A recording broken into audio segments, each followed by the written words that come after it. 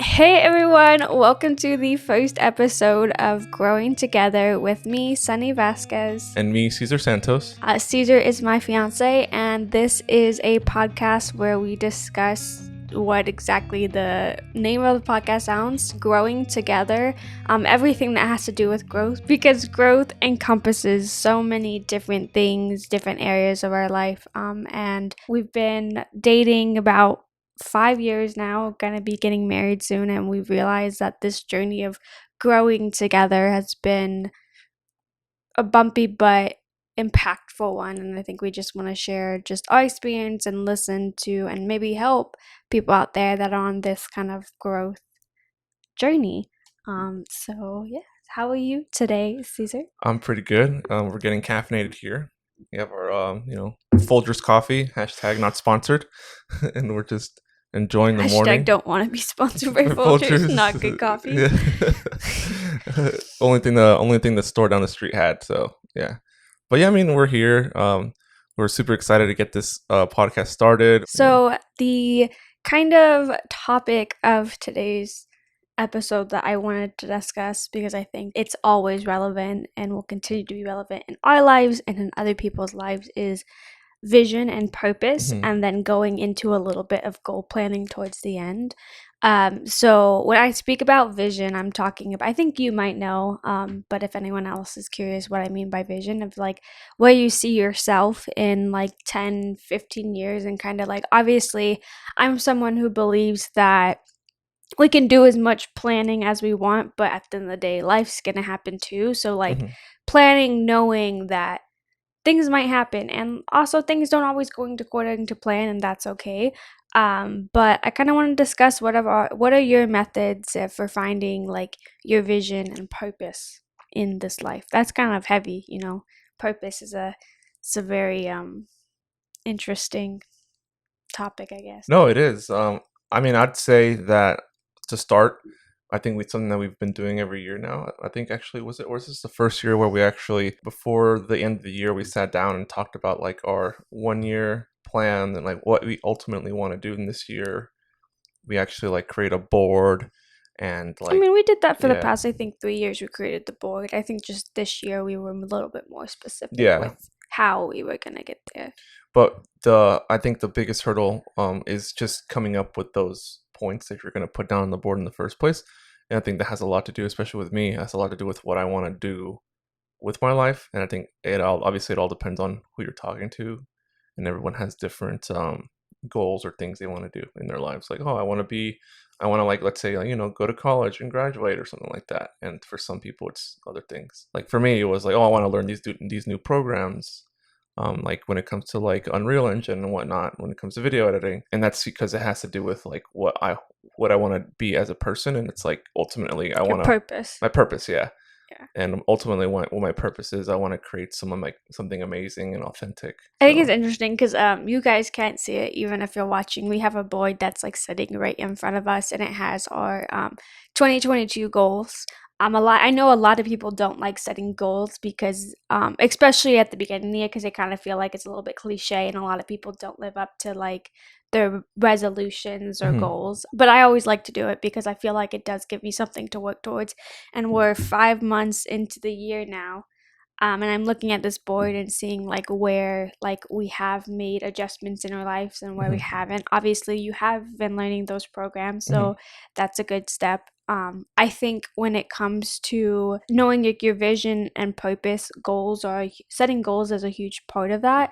But I think for some people, and for me, for a long time, it was knowing what I want to work towards. Like that's the first step, is knowing what do you want to accomplish in this life, and finding what you're meant to do can be hard. I mean, when I was in college, I was trying to, find my major, and that was hard because I'm interested in a lot of things. I'm interested in interior design. I'm interested in marketing. I'm also interested in like economics and finance, and setting myself to pick one of those was so difficult because I felt like by picking one, I'm automatically eliminating the possibility to do something else. Yeah.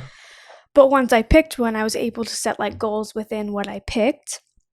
But I also think that we live in a world now, and especially when it comes to like career goals that you can definitely pivot more now than you could before, Hmm. because a lot of companies just want to see that you have like some type of knowledge, and that knowledge doesn't have to come from college. I mean, the Yeah. reason I got my job wasn't because I went to college for marketing. Like, it probably helped me a little bit, but I had taken own personal courses and like did my own research to understand like the role that I have now. Yeah. So I think that's huge. I think that whole purpose thing though is hard to find, because I think you might feel like you found your purpose at one point, and then like you kind of see yourself like a year or two from that original date questioning like, was this the right decision? Like, do you ever have that feeling where, am I even, should I even be doing this? Is this my purpose? Am I meant to be doing something else? Yeah, I mean, I think that hits. I mean, just coming from me. Yeah, it's hit me a few times throughout my life where I'm like, is this what I should be doing? Like, is this where I should be at in my life? And oftentimes, like, whenever I thought about that, I've pivoted to something else. And consistently, that's happened where I'm like, I need to pivot, whether it's my the thing I was doing for work, or or like life or relationships. Like that's like usually what's happened is I just pivoted into a new direction to find myself where I'm at now and today. I mean, I guess my question, or like my way of thinking too, is that like I found myself in that position a lot of times where I feel like I know what I'm meant to be doing, but then there's that like overwhelming doubt, like, is this my purpose in life? Is this what I'm meant to be doing? Because it's like, I don't know, some people take things that happen as signs. Like, is this a sign that I shouldn't be doing this? Is this roadblock a sign that I need to go somewhere else? And I think determining the answer to that is hard. Hmm. Like, because if you do pivot, like you said, like, what if you were truly meant, it's always like the what if you were truly meant to continue down the path you originally had, and I think that's a difficult thing, is understanding, like, I feel like purpose is knowing my purpose in my life gives my life like meaning and value, but like when you feel like you don't understand it or you're getting doubtful, that's a hard like pill to swallow. It's hard to deal with, because it's like, where do I go from here? Hmm. Like, Yeah. I don't really know. I still don't know the answer of like, when you start to doubt your purpose, what you should do. What do you think? What are your tips for like dealing with that doubt? A lot of it, I think, has to do with faith. So I think it's having faith in what you're doing, and if you believe in what you're doing. Another thing too, that can help out in a situation like that is having a support group of people. But obviously, there's people that don't have that.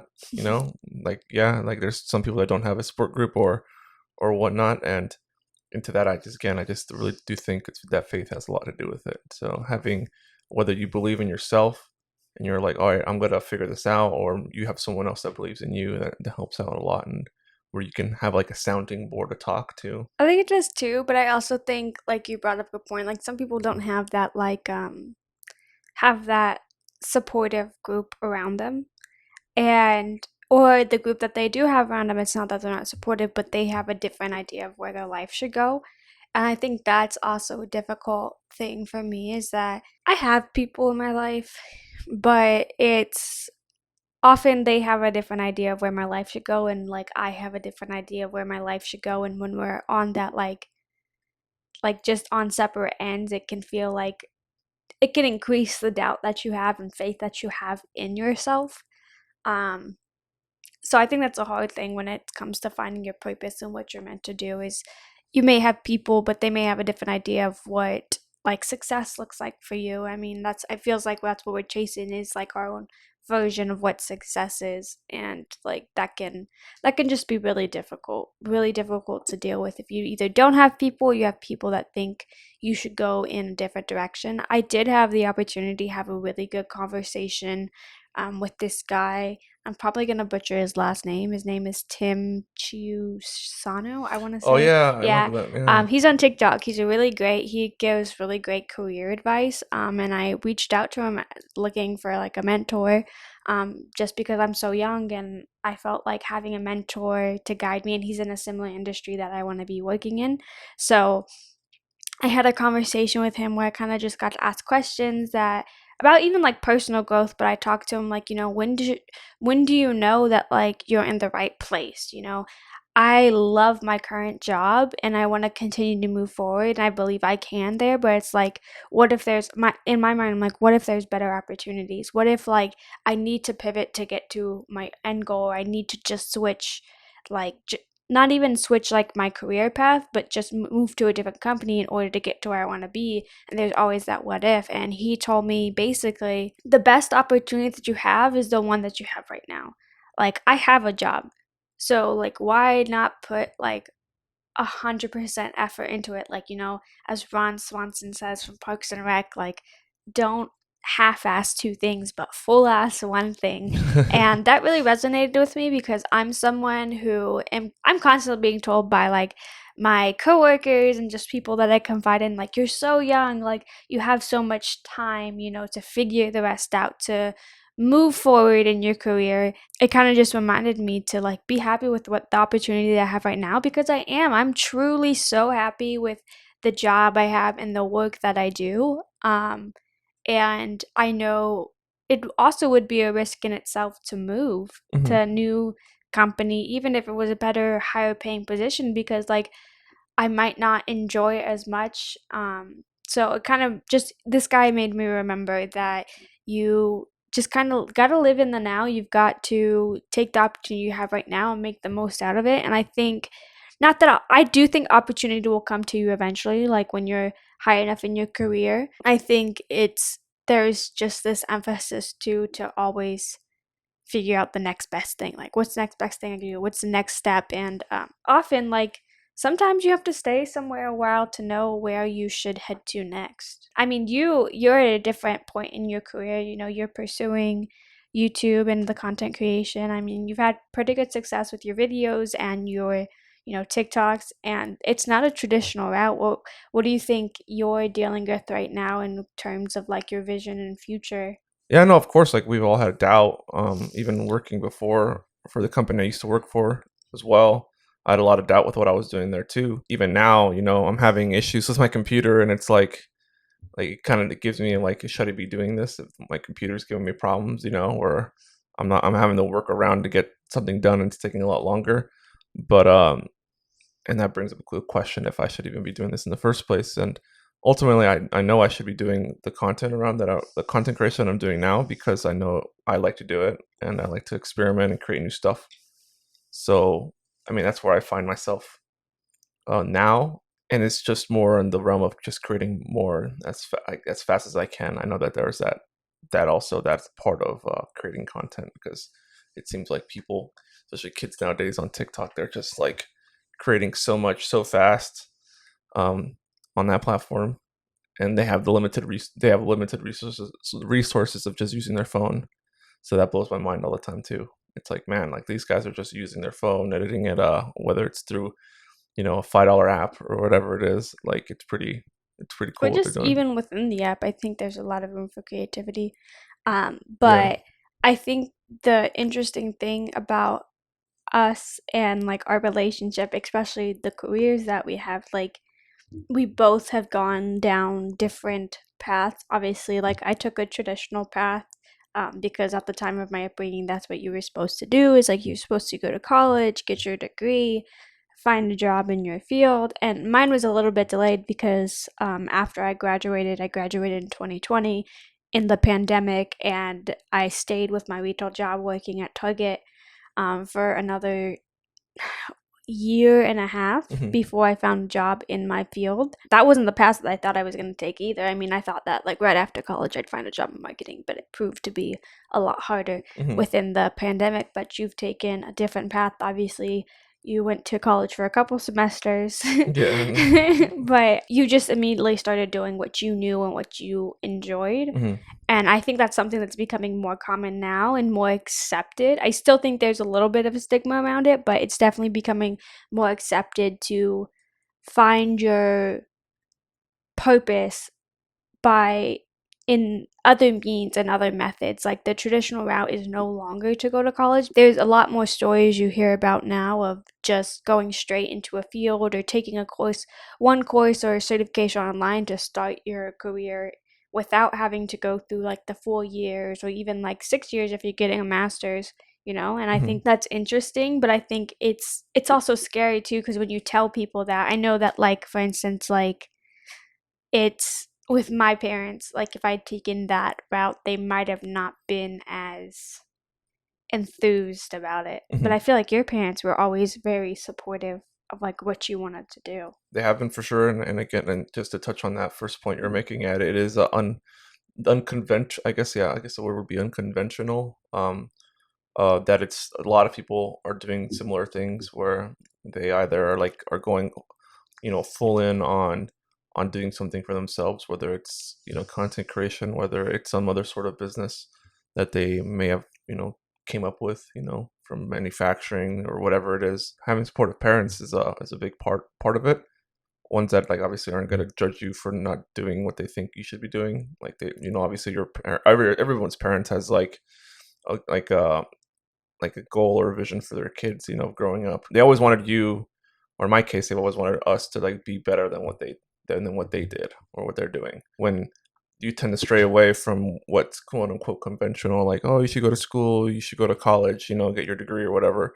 I have an older brother who, yeah, he did that, and he's an engineer. You can't do an online course to become an engineer, No. not yet, at least. I don't know. Maybe in the Eventually, future. I think Yeah, maybe in the maybe. future, maybe that's the thing, is like doctors, engineers, like I don't think with all of doctors. I that. think Like, there's always going to be able to oh, need oh that school yeah, because I'm not it's letting someone operate on me if yeah, they haven't had significant training. But there are definitely yeah, career fields where it's becoming way more prevalent to not need the like college route, but yeah. just more this training. And I think that also speaks on companies' willingness to train people because a lot of jobs, specifically in my field, like in marketing, a lot of the stuff, like if you find anyone who's passionate about learning something, like you'll find success with them. I think that was my huge thing, was like I knew a lot about, like, I work in SEO. I'm an SEO and content project manager. I knew a lot about SEO going into the current role I have and interviewing for the position, but I was by far not like an expert. I know a lot more now that I have 7 months into this job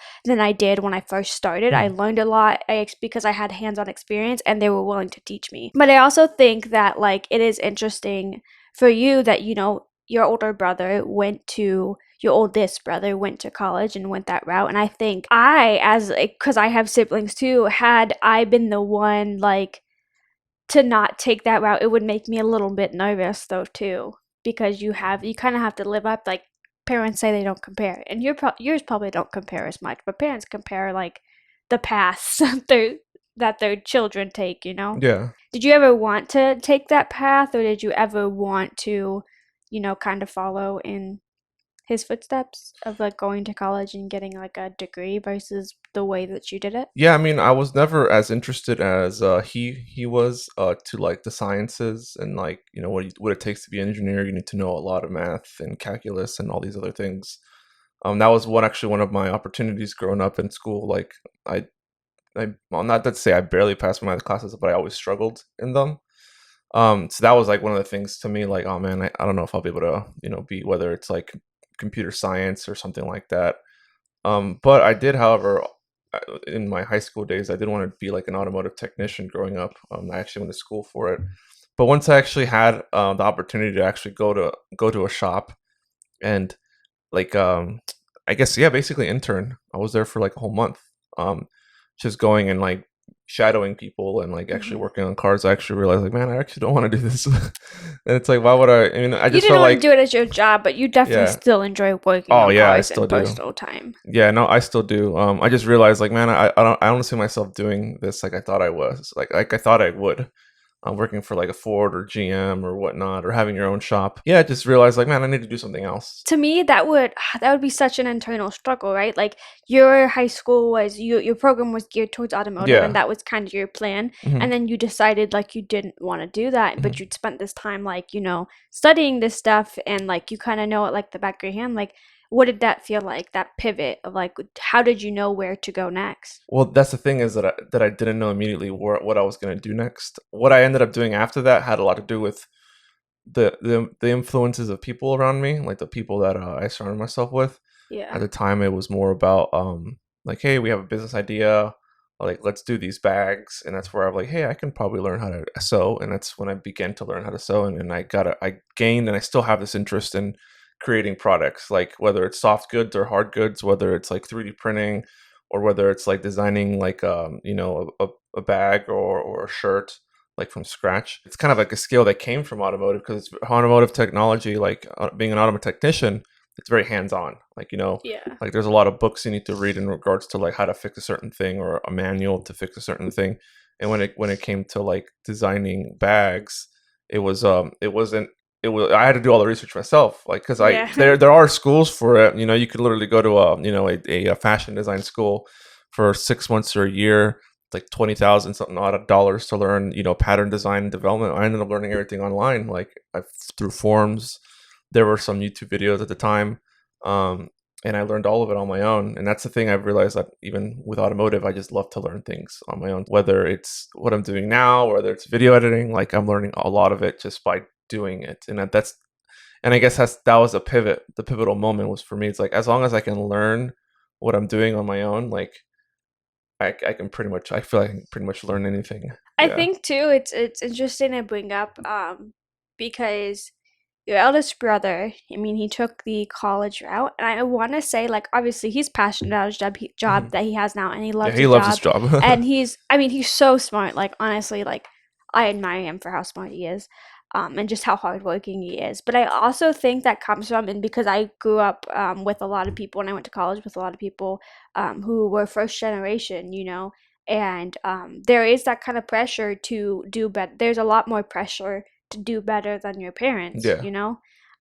so I almost feel like I think your brother would have taken that route no matter what, because I mean he is passionate, but I also think there was a little bit maybe of pressure to make sure he put himself in the best position he could, because Yeah. he's well off now, and like I think part of it was just he knew that that's what needed to happen. Yeah, no, I know for sure. I think, being the first in our family, was definitely. I remember him as a kid, when he was in high school, just how much he studied for everything. Yeah. He would like lock himself in the room, or kick us out of the room, and be like, "I need to study," and he would just study. He would always be studying whatever it was. He went to a magnet school too as well, for I believe it was like a math and science, magnet program they had there. And he worked as hard as he could to get the scholarships that he needed to go to college, because obviously, It's yeah, it's expensive. expensive, it isn't cheap. And then even then, like, he got a lot of scholarships because he was really smart and was able to do it. But even then, he still had to pay a lot out of pocket to get where he wanted to be. And he's still going to school, like Yeah, I he's know he's he's getting his pursuing his PhD. PhD. It's So yeah, crazy. and he's doing really well in his job, and he loves it. Like I said, he doesn't. Actually personally asked him, like, would you ever see yourself going to the private sector and get paid more? But he's like, no. And that says a lot about, like, what that you're passionate about what you're doing.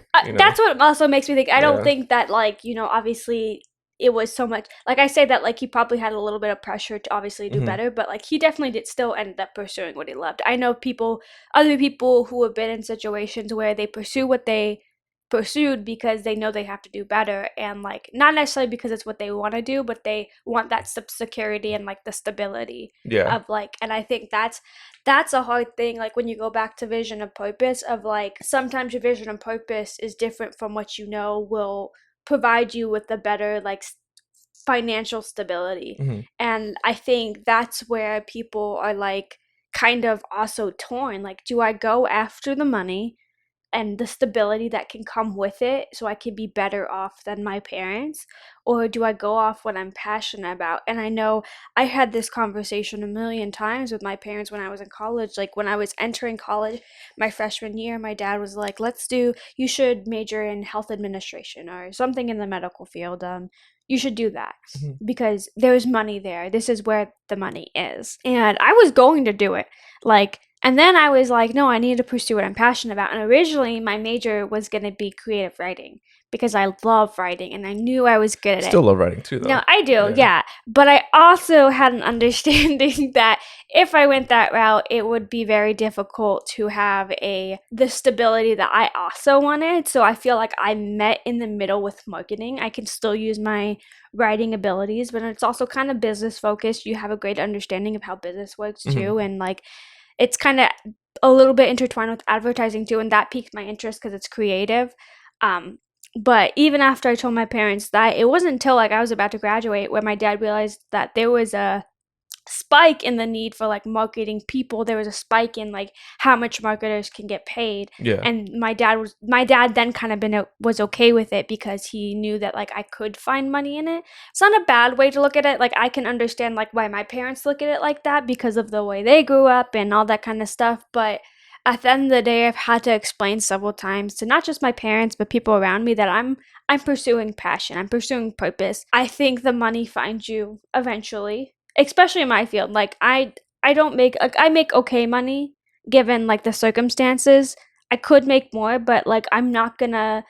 I haven't pursued other opportunities because I love where I'm at, and I Yeah. don't want to sacrifice that just for more money. And I think that's why people, again, I think that's why people struggle is like, do I go after that? But I've seen with my parents, like we struggled a little bit with money growing up, and even now I can see that like my parents had to make decisions. There was no time to pursue passion. And I see that what that does to people. So for me, it feels like a very dangerous game to play. Yeah, I mean, my parents too as well.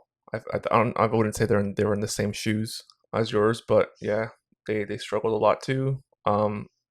And I mean, at the end of the day, they were always wanting to look out for the best. I would say, your parents at the time, and still for the most part, I would probably say they want the best for you. Yeah, But in their what in their eyes is the best can be different from what you think is which is the best for yourself. So exactly. yeah, Yeah.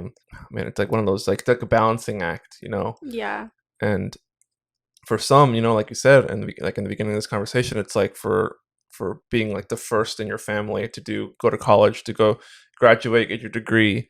um it's not a burden, I'd say, but you're carrying a lot. Yeah. You're carrying a lot on your back, like a lot rides on what you do. And that can be very stressful for a lot of people. It's honestly too, and like, we grew up in different situations. I think my parents were a little bit better off with than like, your upbringing, but I never had the discussion growing up of like college. I knew it existed, like I knew that much and I knew that I was going to go. But when it came to preparing for what you need, I didn't know about scholarships to apply to. I didn't if had I like done high school over again, I was a pretty good student, but I would have done so much more to put myself in a better Yeah. place for like scholarships and stuff. Because I applied to like 5 or 6 colleges. I got into two, and that was UF and FSU. And I'm glad I didn't go out state for college, but none of that was because like my parents were telling me you needed to go. Hmm. They weren't saying like what college I needed to go to. They weren't saying even that I needed to go. It was kind of just implied in my family. um so it was implied that you were going to go, but there wasn't Yeah. a lot of education around it of like what the best approach to it, or like applying to colleges and what you need. I had to do all of that on my own, like when it came to college essays and applications and just even knowing where to apply. Like I had to reach out to a lot of my teachers and kind of like ask them, what's possible. And then when it came to like, oh, I got into a university, my mom had to then figure out like how are we going to pay for this, and like Yeah. I'm the one paying for it, because I had to take out all these student loans to be able to pay for it. Because even had I, like my sister, when my brother was going to community college when I got into university. I don't think he goes to college anymore. um and then my sister was going to take the community college route too, because we couldn't afford to send her to the school she got into in California. Hmm. So she took that route. And so I was the one like going away for college and getting away from like my family and going to university. And I think that was like difficult because I felt like pressure Hmm. um to make sure that this works out, and that like because I was spending all of this money on this education, it has to bear some reward. Yeah. And like that was super stressful because especially after I graduated, I got my bachelor's, I made it through 4 hellish years. Like it was a great experience too, and I gained a lot of like perspective from going to university. I felt like a failure after I continued to work retail when I graduated. I was like, damn, like I just got this degree and I'm still working here in retail. And that was going to be my plan too. I was going to stay there I because I remember. thought that that's what I Yeah. should be doing because I was excelling there. And like there was just this pressure, and I think there still is, because it's like I did such a different route than my siblings. And like, granted, like my sister's doing great, like she just took a different route, but she's still going to be a nurse. Like she's graduating this in December, and she's going to be an RN, which is a great thing for her. Like she felt pressure to make something of herself, and like for her it take a little bit longer to understand what she wanted. And she also has other people to worry about, like she has her daughter, and she's had to go to school, finish her schooling while taking care of a child, which is super hard in itself, and I admire her for it. But I just think like there was also immense pressure for my parents to do things differently. Like Hmm. I know, like they didn't see my sister going down the route that she wanted, and like they didn't always agree with the way that she did things. But I think the way that we do things is necessary for our growth. I think for me, a bunch of people told me that like university wasn't necessary, or like, like a lot of people told me, like, kind of made me feel bad for spending so much on a college degree. But when I think back to it, I I needed that to grow. Like I Yeah. needed to, it was the first time I was ever away from my family and like kind of making my own decisions.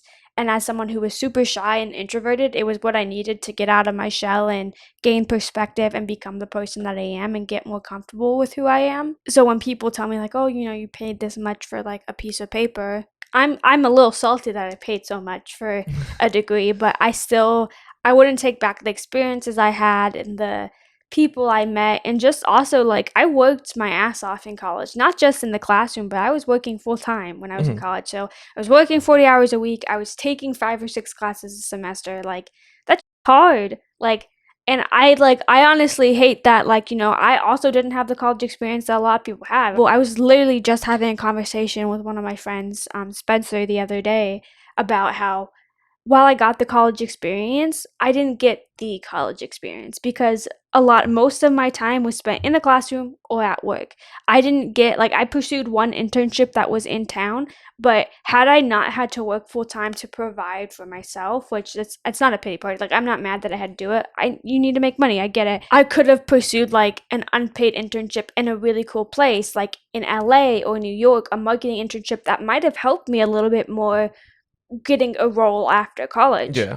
And like sometimes I feel that I was almost at a disadvantage. Not like a huge disadvantage. I still got my degree, but like I felt like had I been able to pursue other internships too and gain more experience while in school, Yeah. it would have prepared me for the job search. But a lot of what held me back is the fact that, I had to work to make sure that like my rent was paid, that my bills like were paid, like Hmm. any bill, my car, like that kind of stuff. I had people that like didn't have to do that, and I was like, and also didn't have that understanding. It's like some people don't have that experience, and like, or even like I think the frustrating point is like not even people not understanding that, but like employers.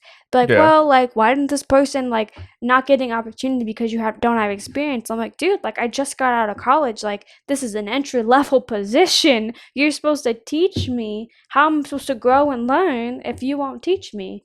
So like that was a huge thing with me, and it felt like, did I screw this up? Like did I do all of this for nothing? Like that was just the huge, that it definitely hurt my, like, it hurt my ego a little No, bit. I remember how much like when you talked about that, and yeah, it makes a lot of sense in regards to like certain employers looking for they're looking for like a 1 year or X amount of time doing whether it's a certain type of software solution or some kind of marketing thing. I remember there was a company here in Vegas that you're looking to get a job for, and they wanted you to know like 1 year or have multiple years of experience using like Hootsuite or something like that. Yeah. And I mean, obviously, yeah, you have an advantage of knowing the platform already, and I get that the employers are like, oh, they'd rather find someone who already has time versus having to train somebody up because it's a lot cheaper. But it's But also, it's not. It's I think it's a different way of looking at it. But I mean, what were you gonna say? Sorry. I think with that, like, I think the other thing is like, had I, like, the position we're talking about, had I applied to that position and not necessarily had experience with the exact program or like platform they were looking me to use, but had more experience in general, I would have been better off. Like, I would have been still a candidate, even if it wasn't experience with that platform. Yeah. So I don't think like that was the only reason that I didn't get hired for the position, was like a simple not knowing the platform, because you can learn it. But I think they were just looking for someone with more experience. And like, it's interesting to me, like, when they want people with experience and they don't want to teach for roles that don't even pay well. Like, this role wasn't going to pay like a Yeah. great entry level salary. Yeah. It's Not probably to. like the lower end of entry level salaries. So Yeah. like that's the other frustrating part, is like people not wanting to train you, wanting people with experience, but not even wanting to pay people for the experience that they Hmm. have, you know? Like, that's the thing. Like, when you look into marketing too, like any entry level job, like, yeah, it's not, as long as you only teach people, like, obviously the pay is going to be low. It's like an entry level. But there are entry level jobs where they're like, we want you to have 2 or 3 years experience, but we're going to pay you absolute. Like, we're not going to pay you for that 2 or 3 years experience that you have that is clearly going to make you do the job better, and it's going to impact like how you work here. You know, that's the thing, is like companies don't want to pay people for what they're worth either. And I think that's a huge thing.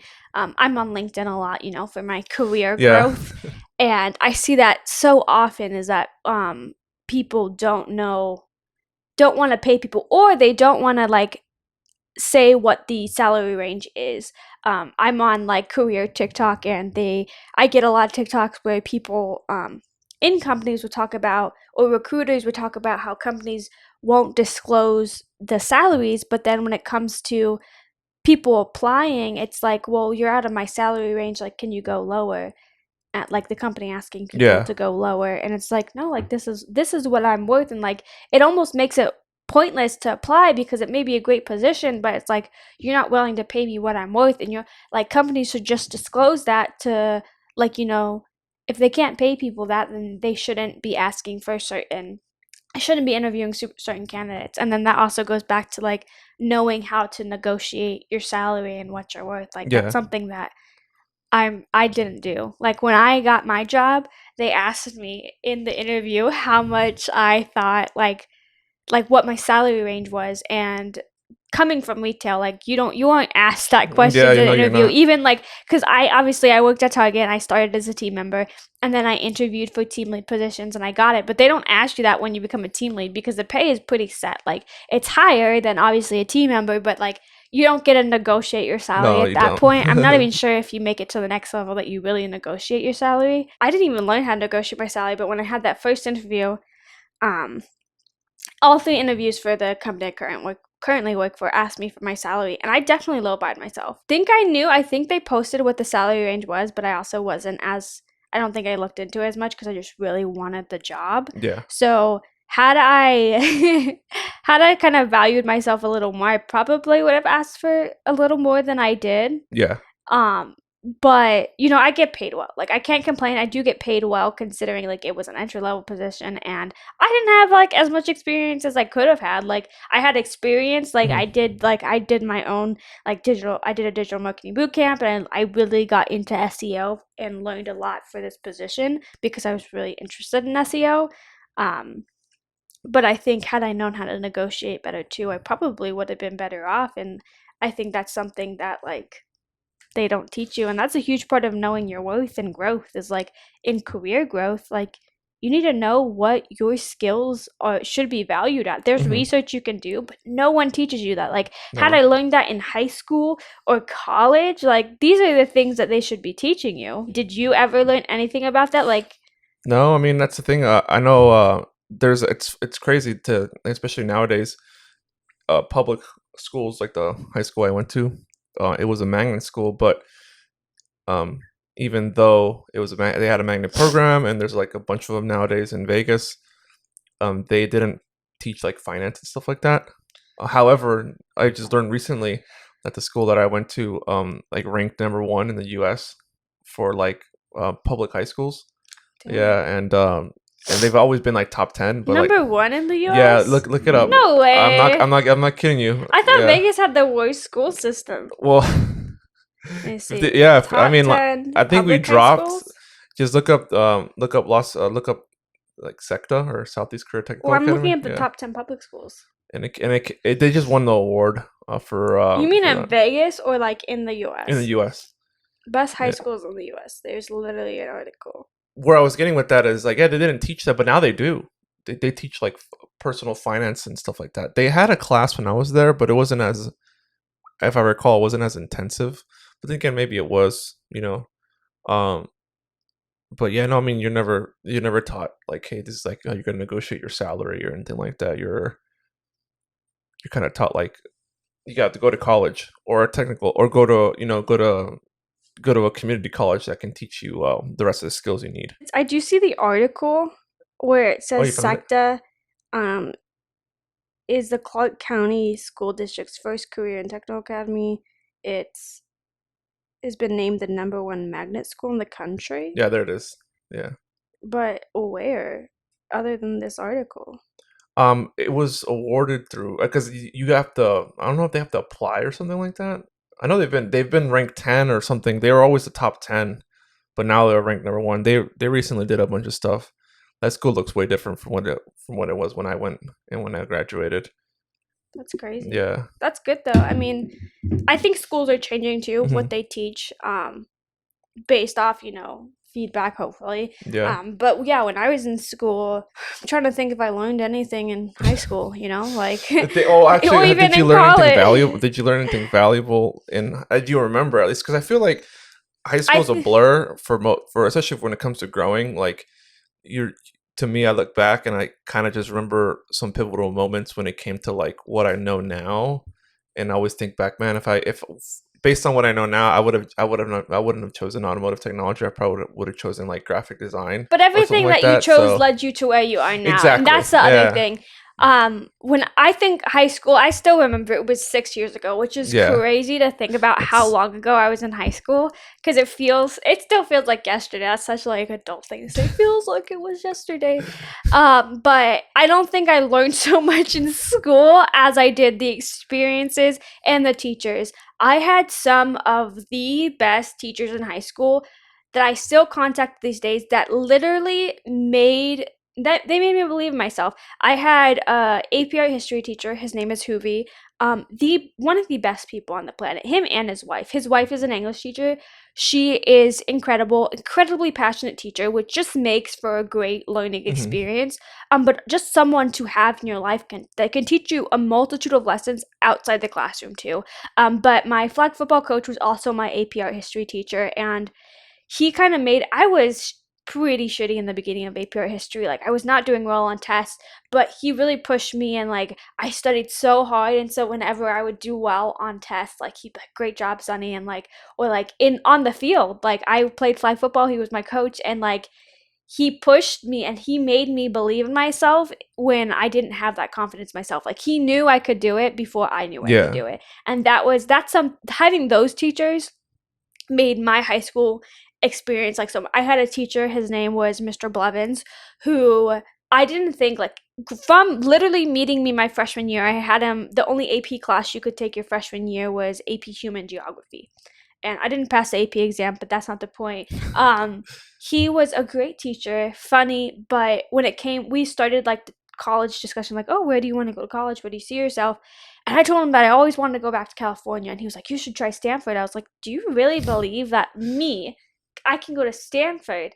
And granted, I didn't go to Stanford. Had I tried a little bit more, I probably could, but he believed in me. And like having those people that see you, like, and the potential you have is so important in those formative years, like yeah, so important. Like even like just other teachers, like I had a psychology teacher named Mr. Mellon, and they just taught lessons that can't be taught in like, I mean, they're obviously taught in school, but just apply outside the classroom. yeah, And I think that was the most important thing, is that the real passionate teachers teach you lessons that you'll take with you for life. Like they just will. And like it those people definitely helped push me out of my comfort zone and make me believe in myself. And like I took those memories with me to college, and like at that point I just wanted to make them proud too. I'm like, these people believed in me. So I think, well, I don't think I learned a lot of like technical stuff in high school. Like, I mean, I learned obviously, and I passed, I graduated from high school, but I think the most valuable things I learned in high school were from those teachers that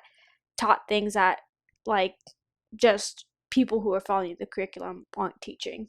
And that helps, like having those people in your life. Like I still love those teachers. I just hope that they teach forever, because people need to experience that. And while I think that schools need to kind of also just prepare people better. I think the whole idea of like in high school you hear a lot, well, they won't accept this in college. And it's like, dude, college is so chill. You make your own decisions in college. Like I remember hearing like, you can't be late to class in college, or like your professors won't accept that. I was like, our professors literally let us call them by their first names.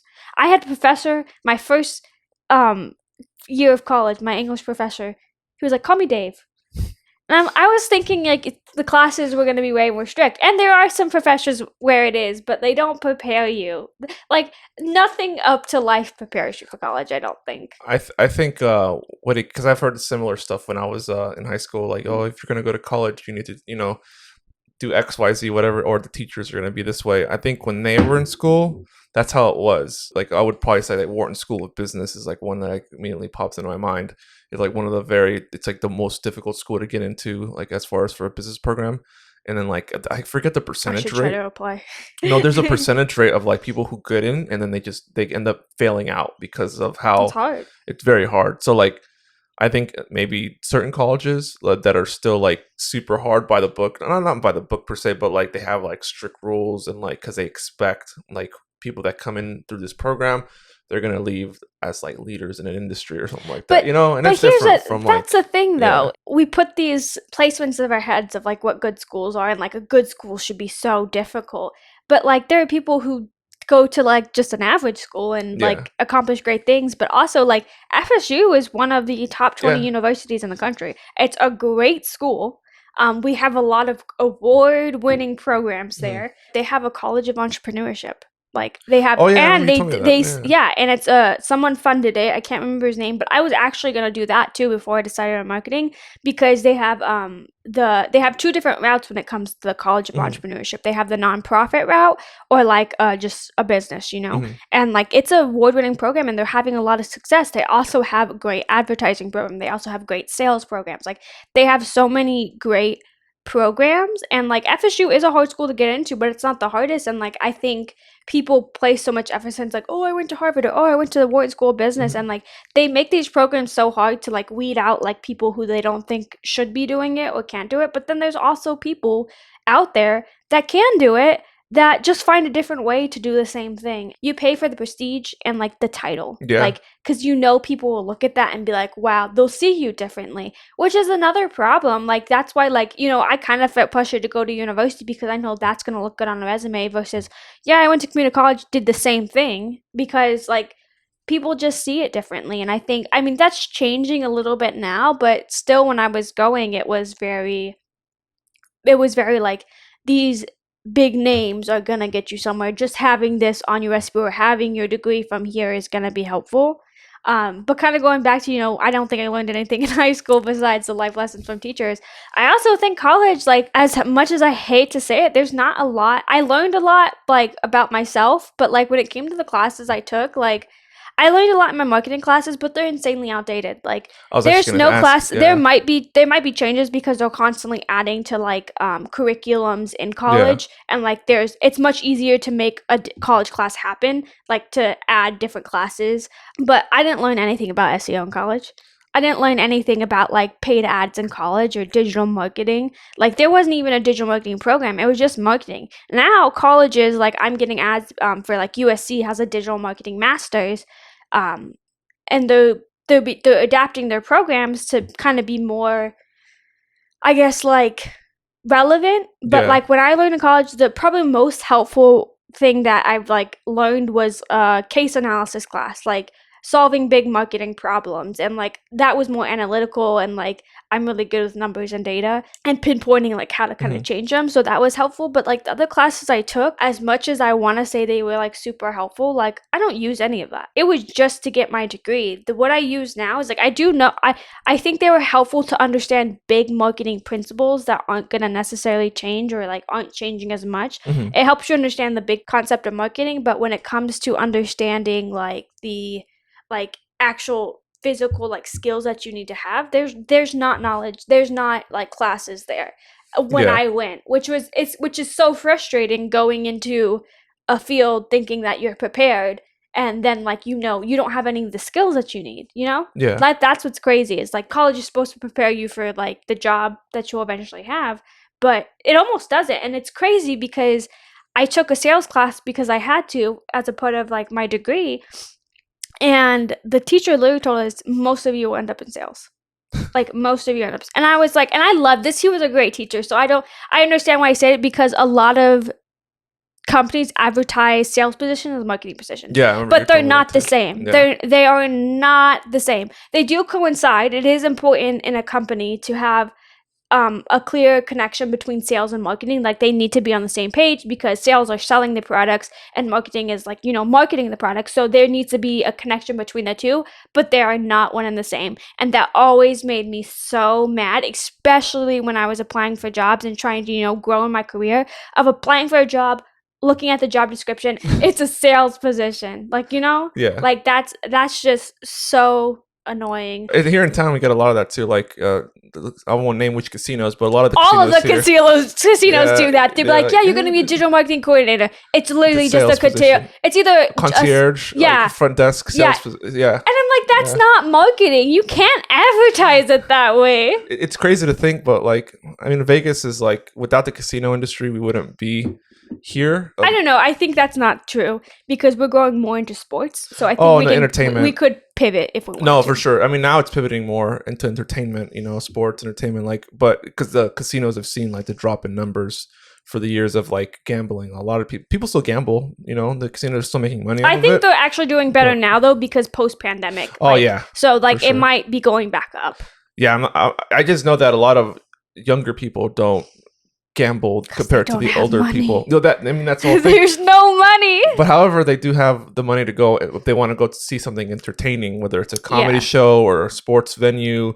Like they'll rather do that than go and spend 100, 200, $300 on gambling and losing money. That just made me think of a really great question. What's that? Because we're on the topic of growth and like goal planning and our vision. How do you think that money impacts all of that? I would say to a certain extent it limits you on what you want to do. For example, like video editing. If you want to be, I want to do video editing, I want to be a video editor for, whether, let's say you want to be a video editor for a marketing company or an agency or something like that. Like, in order for you to do that, you need to have access to these tools, whether it's a computer, whether it's laptop or whatever, and that requires money. Without that, maybe you can go to a library, but I don't know if the local libraries even have. I haven't been at a library in forever. I know local libraries do have computers, but I don't think you can install programs to these. And then also companies nowadays, we're an Adobe only company. We only work with Adobe products here. The Creative Cloud. If you're working in the film industry, it's like, DaVinci or whatever it is. So that requires money, and like that can be hard for some people. That's why so many people don't go after what they truly want to do or what they truly feel their purpose is because money is that obstacle, right? Like you need money for certain things to get started. Some people say that's an excuse, like, oh, well, if you wanted to, you would. But at the same time, like, you've got to take care of yourself. And like, with what you do, like those programs, like I pay for Adobe too, because I'm very interested in like Photoshop, video editing, that kind of stuff. And it's expensive. The subscription that I have is a yearly subscription. It's like $500, and that's a lot of money. Even like a monthly, paying like $20 a month or something, they all like add, all those programs add up. So it's definitely an obstacle. And I think though too, some people argue that you'll do what you can to make it work, but some people just can't. Like some people, it might take someone like helping them out, like maybe like, hey, like I have access to this program, do you want to come over and learn it? Or but like it does put people at a disadvantage, which kind of sucks. It needs to be that way though. Money, well, yeah.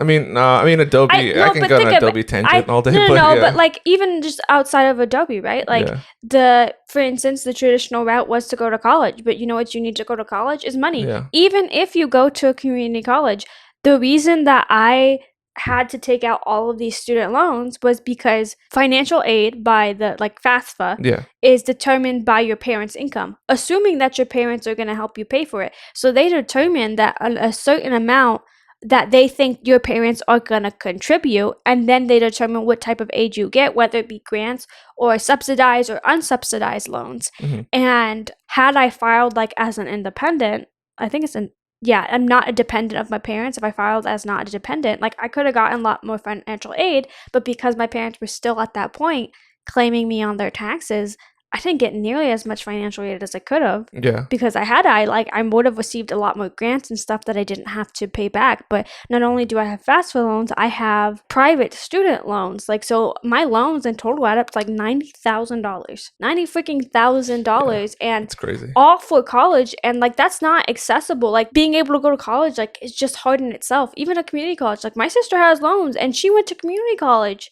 Hmm. Like those classes are still expensive. They're a little bit more accessible than a university, but they're still expensive. So like having the money to even do that, like it kind of stops you sometimes if you don't have the money or your family doesn't have that money. And like it sucks. Like that's an obstacle for people wanting to follow what they feel like they're meant to do, is that like a lot of it does require money, and like money unfortunately doesn't grow on trees, and it's not necessarily like you can then, if it's like, okay, we'll get a job and work for it, it's like, well, okay, now I'm working 40 to 50 hours a week to try to go after my goals, but what time do I have now to go after my goals? You're exhausted. Hmm. And I think that's such a toxic mentality too, is that like, if you wanted to, you would hustle. Like, I did this, I worked 70 hours and still made this work. I find it very hard to believe, because like I work a lot now and I am also passionate about a lot of other things in my job, but at the end of the day, I'm exhausted. And it's not because I'm lazy, it's because I'm tired and I'm human.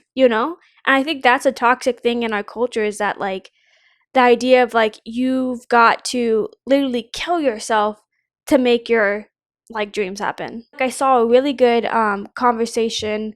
I don't know who the guy was, but there was a like someone my age probably talking to this older man who was like saying that something along the lines of like, it's a little bit ridiculous that we work for 40, 50 plus years of our lives, and like, we're having to save to a 401k, but in the day, like in our 401ks when we retire, like we're living off like a set amount of income, Hmm. like to live maybe like if you're talking about the average lifespan, like we work 40 years to have 15 years of freedom, which is kind of shitty.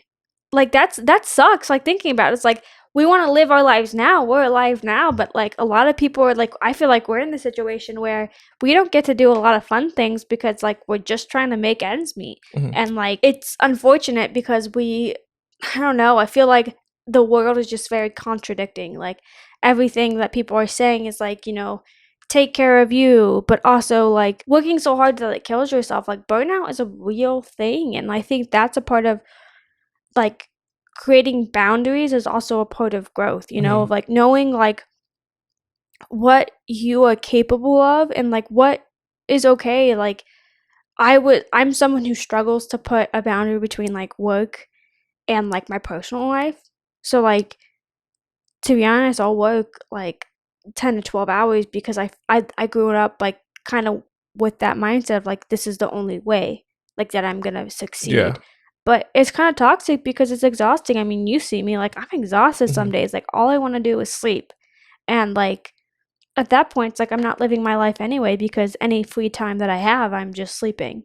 Hmm. And that's not on my company, that's on me, and like me having to figure out how to, set boundaries and achieve what I want to while still like protecting me and my inner well-being and my peace. Yeah. And I think with you especially too, because I know that there's a lot of stress in your end, like to make this content like creation work and like to get it off the ground, like that requires a lot of work. And granted, like you have a little bit more time to focus on it now, but it's still stressful. It's like how much time should I be putting into this while still taking care of me? That's a struggle on its own too. And then I want to do a lot, but then there's like other things that are like, I wouldn't say are holding me back, but like that limit me to what I can create because of the resources that I have available. Exactly. So obviously, but also I'll deal with it. I'll use my phone. I'll use like a little $15 lav. Like I don't care. I mean, as long as I end up making something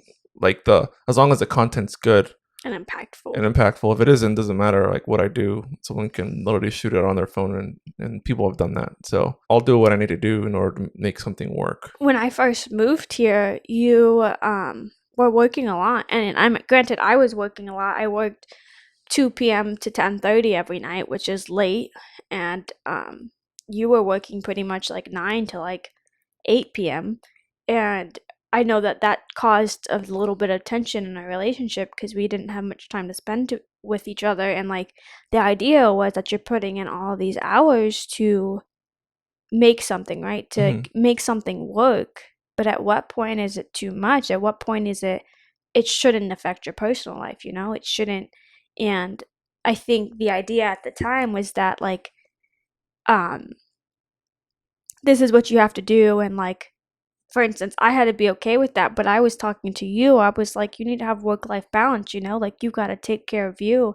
And that was a intense struggle for our relationship. Hmm. Like was understanding that like we need to also have time together despite what both of us are doing. And I think even now like with you, I think you feel immense pressure to work like insanely long hours to make something work, but you also I think sometimes you forget about you. No, that's true. I mean, for sure, I have.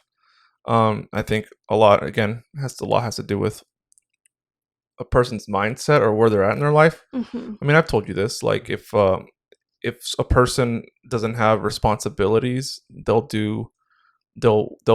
put 100% into or over 100% into something that they believe will yield an outcome. Yeah. But when someone starts to have more responsibilities, like you have to balance it out. Yeah. And if you don't, and if you can't, or if you're forced not to, then obviously there's going to be tension there. And I think there was Mhm. some in that moment when we were struggling with this, there was this idea that like I just needed to be okay with the fact that you were going to spend all the time at work, all the weekends at work, and like we weren't going to have any time with each Mhm. other because that's what needed to happen. But I think that it doesn't have to be that way. And I think this No, it doesn't. conversation that we but I think there were people that we surrounded ourselves Oh with no, of that felt course. like it was this was the only way when it's not. I think like when you start to have to compromise you know, your personal life, like that just eliminates all work life balance. And when it comes to It's finding because some people happiness, don't believe that there is work life balance. That they believe that there's people that believe that. I remember hearing a podcast about this or something. I'm gonna butcher it, but basically it was like the quote was like you find a balance with the work that you do, but you have to like believe in the work that you do, something like that. Like you'll find a way, you'll find compromise. So like in the sense like I'll use the situation that we were having as an example. Work life balance in that scenario would have been you just compromising with like you just need to deal with it, yeah. and that's But that's and not that's balance at all. no, it's not. And but however, for some people, they would They deal would with it. argue with that it is balance and that like this is what needs to happen. Yeah, no, I mean like some people would argue and just be like, yeah, like I'll deal with the fact that my significant other or whatever it is gonna work late because they have to provide, the whole God, I yeah, hate like that. I hate that but let me so finish. Let much. me finish. Let me finish. The but that's what I'm saying is that it all depends on how you look at things, Yeah. and like and for some people it's like if they have a mission and they want to we need to accomplish x by x date, which requires everyone involved in this project to like put over 50 hours a week or whatever it is, or to what or whatever it takes to get the x done. Like that's how some people look at things. I think though with that point though is like when you look at like successful companies though, they don't operate like that, you know? Like um because mm, just because like someone thinks work life balance means something different to someone else doesn't mean that everyone in that organization that's what work life balance looks like, you know? Like at my company for instance, we're a very diverse crowd, and some of us do spend a lot more time working than others, but that's because we all have different boundaries and different comfortabilities, like, and we're also passionate about the Hmm. work we do, you know? Like I still try to make sure that, you know, obviously I have time for you, and like I'm like it's not getting in the way of my mental health. Like Hmm. the second that it starts to get in the way of my mental health, like I need to like figure out like how to like manage what I need to do in like a timely manner, which I feel like I still do now. But But I think that's a huge thing is that work life balance is subjective to the individual people, you know? And like, I think just because someone's work life balance means to have absolutely no work life balance doesn't mean yours needs to have no work life balance. You understand what I mean? No, I get, and I get that, and it took me a while to understand that because for the longest time, if I remember correctly, I was actually like pushing against what you thought, which was like, Yeah. no, like I need to do this because this is what I need to You do. were like, this is the only way and This is this the is only what I way. need to do. And I'm like, there's gotta be other ways because like I think it all goes back to like my mindset. Like I understood like why you were doing what you were doing because like you genuinely your intentions were never bad. Like your intentions were what you thought we were doing was best for like yourself but also us because this was gonna bear like rewards, right? But I also was looking off like of our relationship and how it was damaging our relationship, you know, and how like us not seeing each other was difficult. And it's like how are we supposed to grow as a couple if like we don't even see each other as it is? And like also just like I was looking out for you. I was like, this is gonna lead to burnout. You know, this Hmm. is gonna lead to exhaustion and like what if things like don't work out, you know? What if things don't go to plan or like how long is this is a perfect example in The Office. The episode where Jim is working in Philly and Pam is Oh working yeah. back in Scranton. Hmm. And they're having issues because it's hard. It's hard on their family. Jim's working a lot and he's missing key moments of like their child's lives and like just Pam's life. And he doesn't know as much what's going on with her because he's not there. Hmm. And granted, he thought he was doing what was best for their family. And he says that. But like Jim has a conversation with Toby where he's like, you know, like I'm just doing what I think is best for our family and like she just needs to hang on for a little while longer. And Toby asked, how much though is a little while longer? Like how much is like well how long? What's the end date? He's like, well, I can't predict that. He goes, but how can you ask her to do something when she doesn't even know when this is gonna be over? Hmm. And I feel like that's the exact situation we were in. Is like I believed in what you were doing and I wanted you to be successful, but I'm like, but how long are we gonna have to navigate this? Because it was painful, it was hard. And I'm like, I don't know how long like I can hang on where like I just feel like we're separate and like we're not getting time to connect because we're both in such different areas of our lives. And like my schedule obviously didn't coincide with yours because I worked late at night. And like we're at the point where like I would see you in the morning before you go to work, then you would come and meet me at work at the end of my day, and then we'd go to sleep because I'd be exhausted. So like I think that was like where we were kind of at, was like that Jim and Pam moment where it's like, you know, how long are we gonna do this? And like for me, I think even, I mean, you worked for that company for 2 more years, like into our relationship. It still was hard. Yeah, and then it came to the point when you were there too as well, and then even then it was still, that was just obviously a different dynamic. When we worked together, you know, we worked together at that company. I thought, you know, it was definitely, I think it was a lot better because I was very interested and I was very passionate about you, what you did too, and I wanted to make that same impact that you Hmm. felt like you were making, and I knew that I could, and that's kind of part of the reason that I wanted to work there to begin with.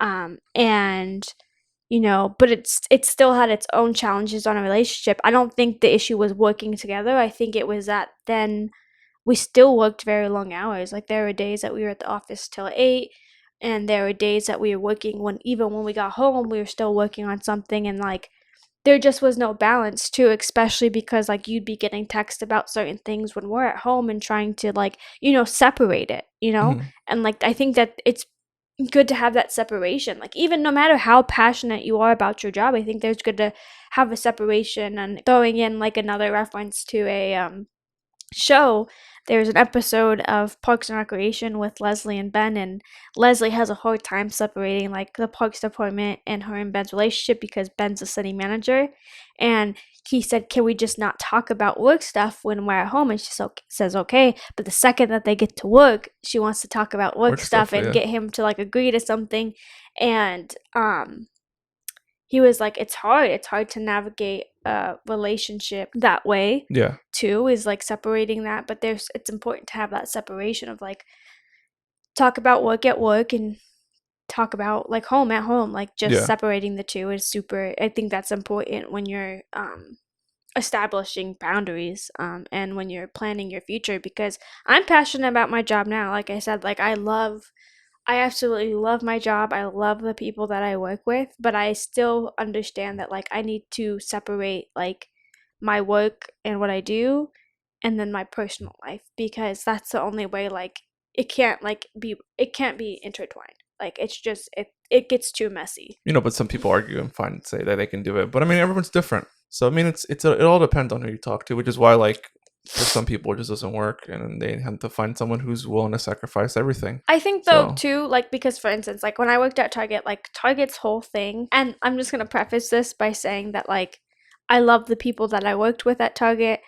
I would never work again at Target, and not because of the people that I worked with. I mean, some of the people that I worked with probably are the reason, but also just the kind of lies that they tell you.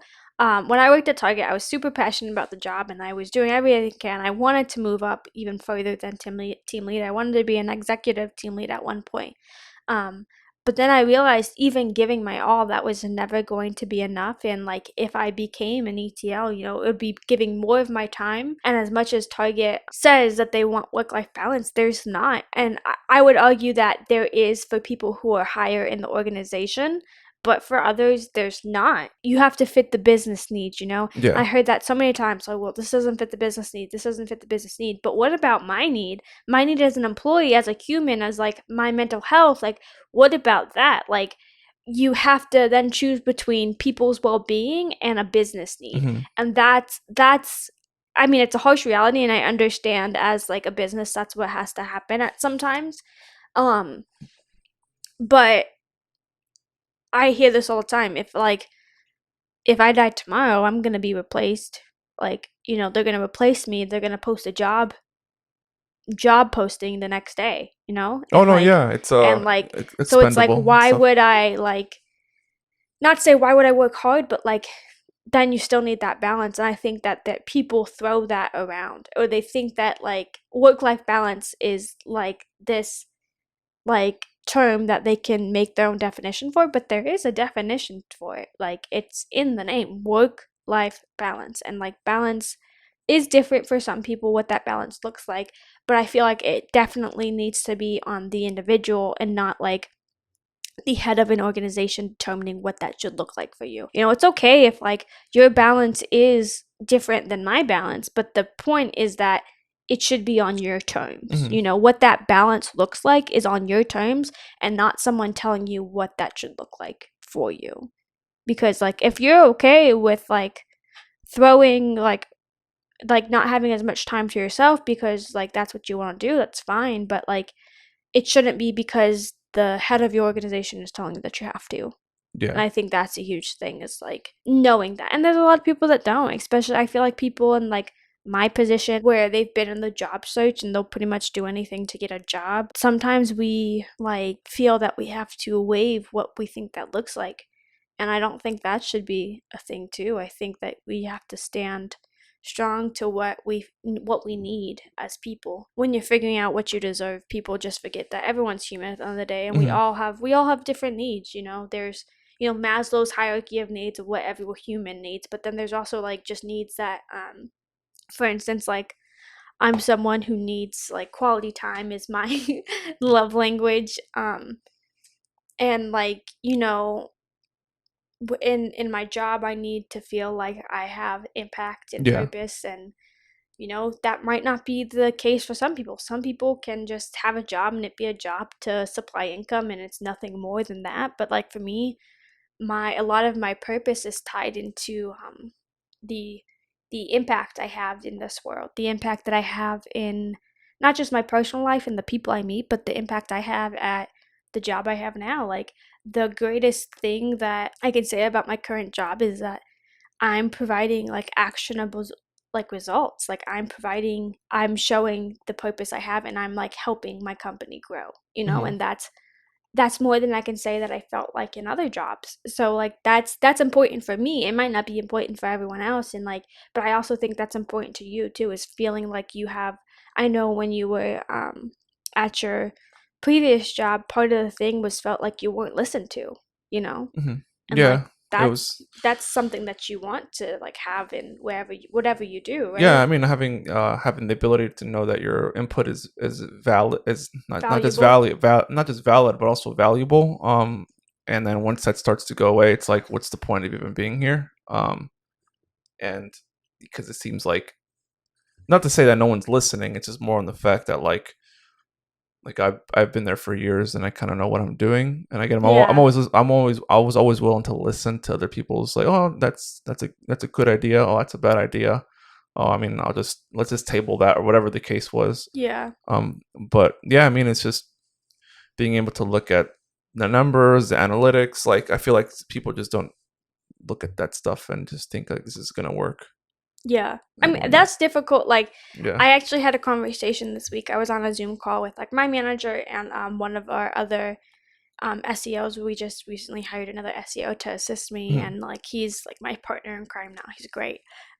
And he was like surprised, as I think a lot of people are when they join a company, um, just how valuable he felt his input was. Mhm. Even he just started, like maybe I think it's been a month now. He's like, I'm actually really happy that like I feel like my input is valuable and like you're listening and you're asking like what I think. And that was something I experienced when I joined too. Like I would get on calls and they'd be like, well, what do you think, Sonny? Like what, like you're the expert. And I'm like me? Like you want to hear what I had to say? Because in so many other cases, whether it be when I worked at Target or when we worked together and we were under kind of the same management, it's like there are things I have knowledge and expertise on, but I also realize there are people that don't want to hear it. Like, and there are businesses where they don't care. And like that sucks because you're hired to do a specific job, your job role is to do something, and when people won't listen to like what's in your job role and what it can be frustrating. And that's the one thing I experienced with my job is that my current job is that they're willing to listen, and like they listen to what I have to say and they take it and they run with it. Mhm. And like unless like it's not like I'm what I say goes, but like at the same time they understand like I have a certain knowledge and understanding and maybe better than theirs at the moment, so they want to listen to what I have to say. And like sometimes we have like conversations and we'll talk through things and gain everyone gains a better understanding. It's never like my rule is final, but everyone's listened to, and I think that's Yeah. important. Like in any role that you have is that you're listened to, and then Yeah. Yeah. that can make, when you're not, it can make for a very unhappy experience, or just a very like you don't feel like you have that impact anymore, and that can be like shitty. I remember when you were working at your previous job and it just started to become like this thing where you weren't listened to, and you had data and like expertise, and I think some people just don't want to hear it. Like they aren't ready to hear that, what you have to say. I mean, I wouldn't say they're not ready to hear it. It's just more in the sense of they were trying to like balance everyone's opinions on it. And I think Yeah. there are certain things that, like, when it came to ideating something, whatever the case is, if it's what, let's say in an example of an article, like I would give you more reign on like, hey, can you create this article? I just have this idea on it. Like I wouldn't, Yeah. because I'm first of all, I'm not the best writer. I'm not the best person with words. So you provide that, you give that information to someone who's gonna write a better thing at it. Yeah. Like you wouldn't tell sales to write an article. I mean, you might. You might. No, I mean, Is like, that a joke there, or? Oh, I was yeah. like, what? I was like, you might. I Some was like, I people don't know. might. But that's what I'm saying is like you would You'd put you it with put the it with person that someone has that the has the most most skill and experience, expertise in that area. willing to write and understand. Yeah. Same with content creation. You wouldn't. Yeah, you wouldn't give a salesperson like if you give a salesperson the reins to create content, like let's say it's a video, it would just be a sales pitch the whole Yeah. time. It would be like, buy this product. Yeah. It And would. like that's not It's like like, the way things should go. I mean, for advertising, it makes sense if you're looking to create an Not ad, no no but no no no. But that's a thing is, and that's where people go wrong too. Is not to just make turn this into a marketing podcast, but like good marketing isn't like selling. Like it's oh selling yeah, without selling. You don't feel, like you're being it sold. feels, yeah, you don't feel like you're being sold. Yeah. It's organic. And like you can have a pretty organic ad. Like obviously ads in themselves are trying to sell something. Um but in the realm of content creation too, you specifically work with like video creation and that kind of Hmm. stuff, but when it comes to like articles, and there's a study on this too, there's an increased need for personalization, for it to be personalized to the audience. Oh And part of yeah. that is making it feel organic and not salesy and not like, Forced. forced. A lot of Hmm. people, I think a lot of companies that have huge success to have like a super great organic social media presence that rarely mentions their product. If like you take for instance, like, not to go too far into this, like TikTok, a lot of companies have jumped on that like train, like for instance Duolingo. Hmm. Duolingo, their TikTok is hilarious and it's organic. It's funny. None of them are saying buy this product. No, well, you don't even have to buy Duolingo. None of it's saying to download Download Duolingo, the, yeah. but it's great getting great exposure and make reminding people that it still exists, and then people might download it. I don't know what that looks like, but as someone who works with like organic growth and SEO, I'm super passionate about the organic route. Um, and when it comes to content creation, people are hired for specific roles, so therefore like the work that's relevant to that role should be, it's not like at that point it's not like a collaborative, it can be a collaborative effort, but at the end of the day you should take the expertise of someone who has the experience. Like where I currently work, we work really well together, and a lot of times we do, but depending on the situation, we bring in other departments. Like if it has to do with SEO, I'll be looped into the conversation. But if it doesn't have to do with SEO, then like, I'm not a part of that conversation because I don't need to be. And I think that was something that we struggled with our last jobs, was that like too many hand cooks in the kitchen. Oh yeah, Like it's a I there's was such actually gonna thing say, as yeah, too too many many cooks cooks in in the the kitchen. kitchen. Yeah. Like people, like it, you can still be a team and have a collaborative team without being keyed in on like every conversation, but also understanding who should be keyed in on what conversation. Yeah. If it has to do with marketing should be keyed in that conversation. If it has to do with like video creation, even then, like um the space that we worked in previously, though, I think was a little bit different. Smaller team, and and there's a lot of projects overlap. Going back to growth, that has to do with like knowing what you know, and like knowing what you deserve. We all have to be aware of like what we deserve, and I think that's hard to like be like, well, I deserve this, because that can, for some people, they'll be like, well, the world doesn't owe you anything. But we also as people deserve certain things. Like, would you say? Deserve certain things, as in the sense of like what, specifically what, like when it comes to, deserve air to breathe, right? Like we have that, we need to have water, like, but I would No, but say I in the mean, like, sense for of like, instance, like when it comes to a job, like you deserve certain things. That's the only way I can oh yeah, explain no, it. Is no, like yeah, you I get you, deserve, yeah, like, there's a yeah, certain level that of like, not even respect isn't the word, but like we all deserve to be heard, and like especially like there's just certain things you deserve out of a job, and it's not selfish or like saying like, the world. A lot of people will just reply that the world doesn't owe you anything, and I don't think it does, but I think there's certain situations where you know what you deserve. yeah, Like, no, you know I that you get you, deserve yeah, more, and yeah, that you aren't currently getting what you deserve. And I think that's when you're growing, you start to realize that more. You start to realize that there are certain things that you cannot accept, whether it be in your personal life, in a career, or just a wide variety of situations. And I think a lot of times it's frowned upon to be like, well, I deserve this. But I think at the end of the day, too, like, it is true. There are certain things that we deserve. And a lot of times, like, we don't go after that because we're being told, like, we shouldn't have that mindset that, you deserve any more that you have. And it's like, no, like, people sometimes do deserve, like, just more than what they currently have. I know when I was super unhappy at Target, I kept on thinking to myself, I was like, I deserve more than what I have right now. And not money. I'm not talking about money. I'm just talking about like, I give 100% into my work, and I deserve more than what this company can give me. Like, I remember I had a conversation with a district director and my store director, who I loved. My store director, she was the sweetest woman, but it was a conversation where they're telling me, everything that I was doing wrong. Mind you, I bust my ass at work every day. Like, literally, there's not a day where I'm not giving 110% effort, and I was doing everything I could with the resources I had, which were often very little. And I thought to myself in that moment as I had this conversation, and it wasn't like a disciplinary conversation, it was just like they knew that I wanted to move up, and they said, well, if you want to be an ETL, this is what you need to do. And I thought to myself in that moment, I deserve more than a company that won't appreciate all that I've given to them. Like, won't appreciate the work that I have done and the fact that I'm like, I could find something else. And I did find something else. And they told me, like a lot of people, when I was leaving, they're like, a lot of people leave. A lot of people leave and come back. And I was like, I am not freaking coming back here. Like, I won't.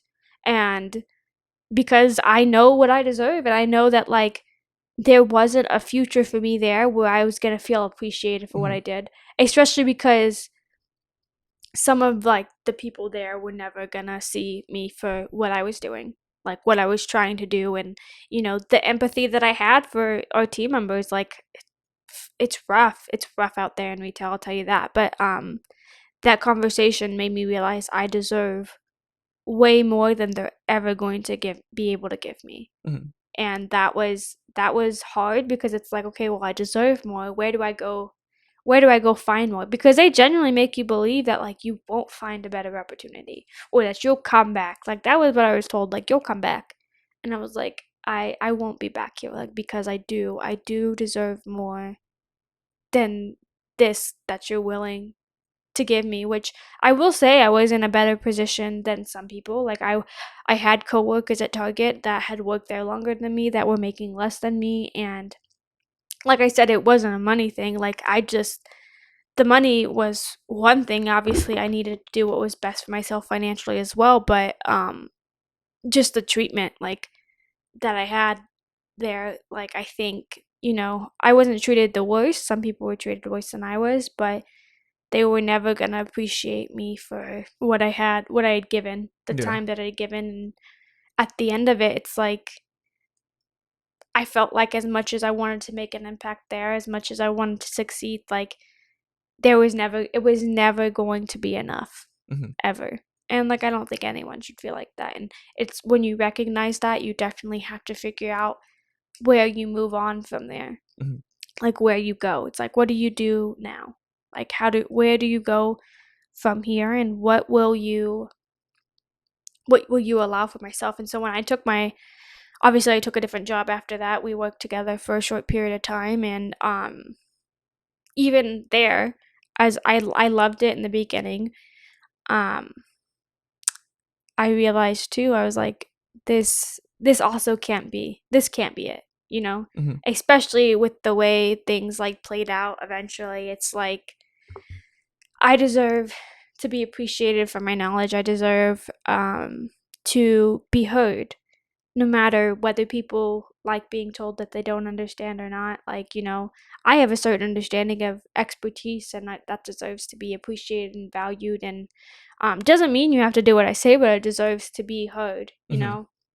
And finally, obviously, I'm at a place where it is. But, it's just, I think people struggle to come to those conclusions of, like, it's okay to say that you deserve better. It's like relationships. Like, when you go, there's people who go in relationships that, like, oh, I have to end this because I know I deserve better than this Yeah. person is willing to treat me. And in life, like, there are people who aren't going to treat you well. And just because me and you've had this conversation before, a lot of people will treat you shitty because of who they are in your life.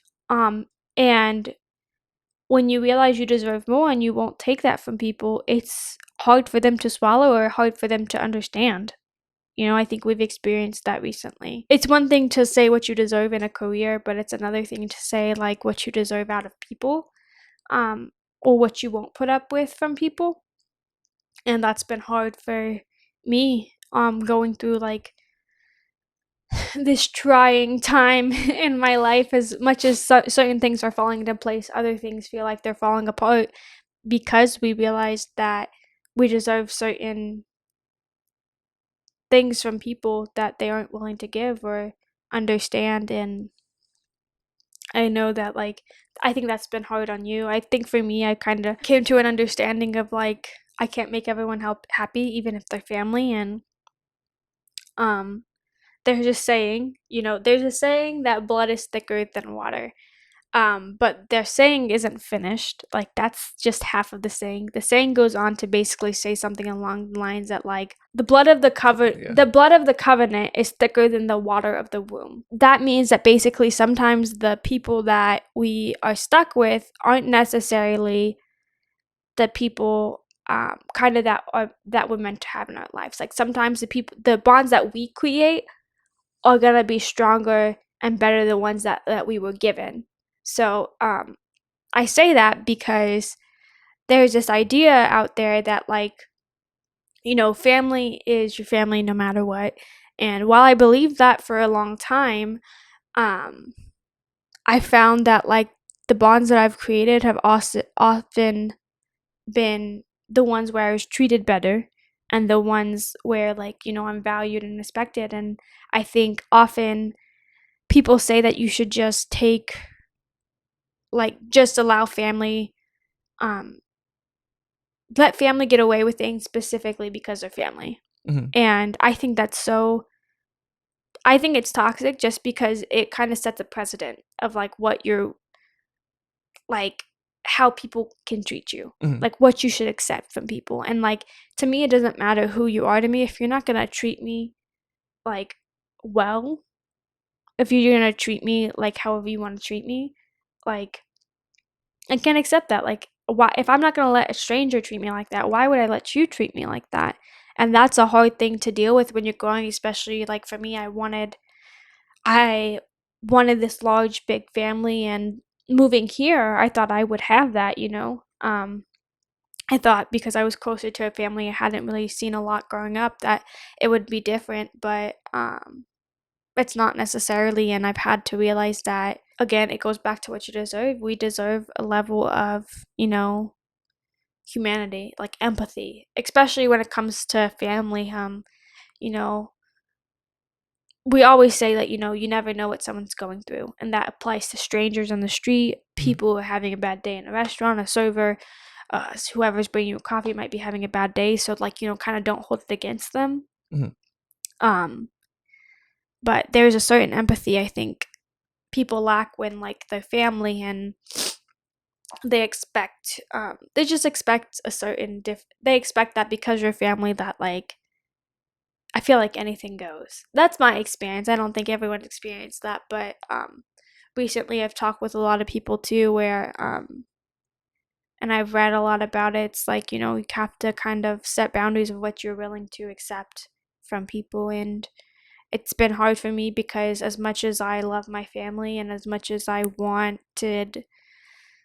things to work out with them and I want to have a part in my family's life, I realize that some of the parts that they've played in my life haven't been necessarily good for me.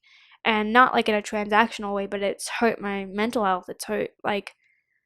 It's hurt how I view myself, and it's just hurt me. And it's Hmm. been painful, and like it's at what point do you stop accepting that?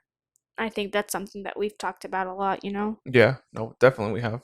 That's talked a lot about that specifically. So I mean, where do you stand on that? you've mentioned this before. Actually, you mentioned this yesterday, but I tend to give people the benefit of the doubt a lot, um, and that basically, in a sense, like it just means I just kind of don't care what people think about me, Yeah. or if they say something like rude to me, then I just don't care. But so for the most part, like I if someone says something bad about me or somebody else, like I just assume the person's not going to care. Like, oh, it's fine, it's whatever. Like let them say what they want. They don't know who I am. So with that said, like I can if someone thinks of me, if someone thinks of me a certain way, I just think they're just misunderstood. Like whereas you're a very caring person and you're very empathetic about what people think. Um, so with me, I'm just basically what I'm trying to say is like I really don't. If someone thinks of me a certain way for whatever reason, I just I just let it, kind of Yeah. just whatever. We're very different in that aspect because, yeah, you're It's like right. I care a lot about what people think, but because my fear is like them being dissuade or just not knowing who I am. I think a lot of people's issues with me currently is not understanding who I am as a person. But a lot of me growing has realized that they may never understand. Like again, we talked about this yesterday.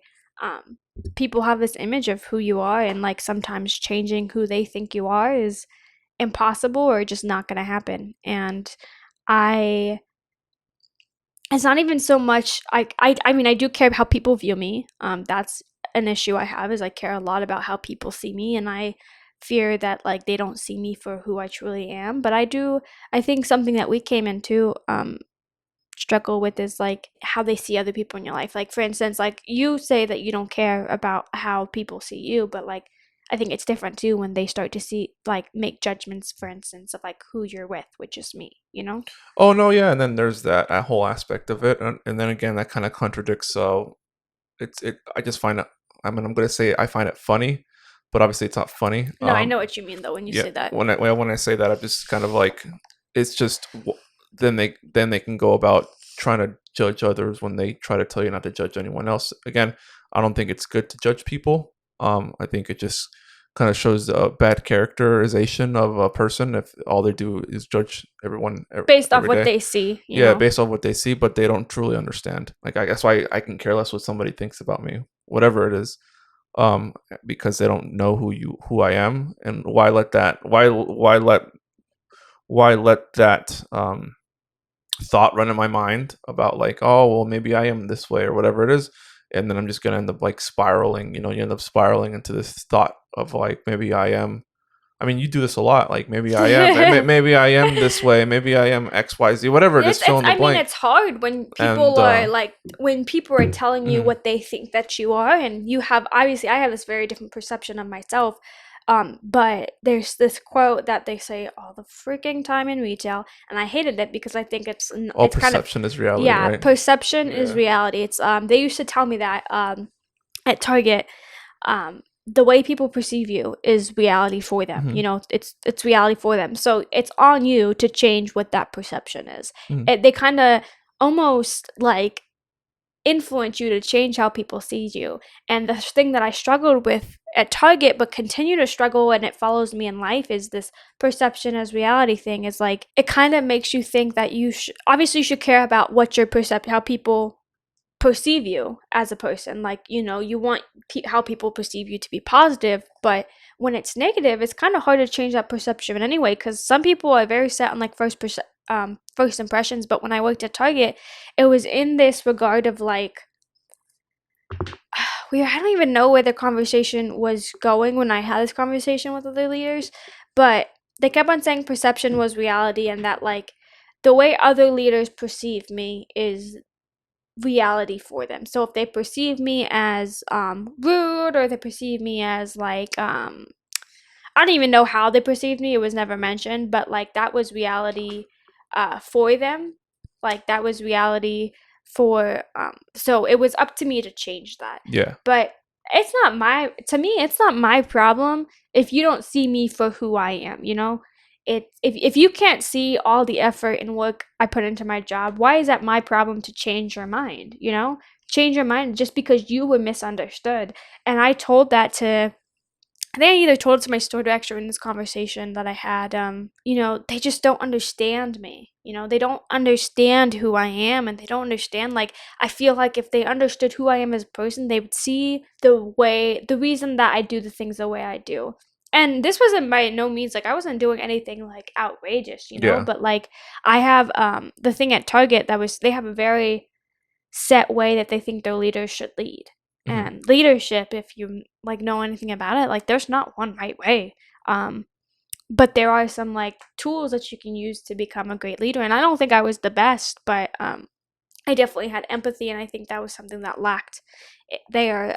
But the perception is reality thing was just I hate it so much. I think it's such a negative way to see things because you know, I think that we should teach people that like, you know, it's not reality, you know, maybe what we see isn't what's happening. And I think that's something that we've struggled with. I think specifically in our lives, people have seen me as one way because of like something that they saw that they misinterpreted, Hmm. like they saw this one thing and they made this perception of who I am, and it's like, well, that's not who I am. You just saw this one thing and now And you're the other thing basing too, though, is they've you can say that they probably already had some kind of perception of who you are, and then them seeing whatever that was validate confirms. It's confirms, a confirmation bias. and then Like yeah. you'll look out for things that confirm the Hmm. way you believe.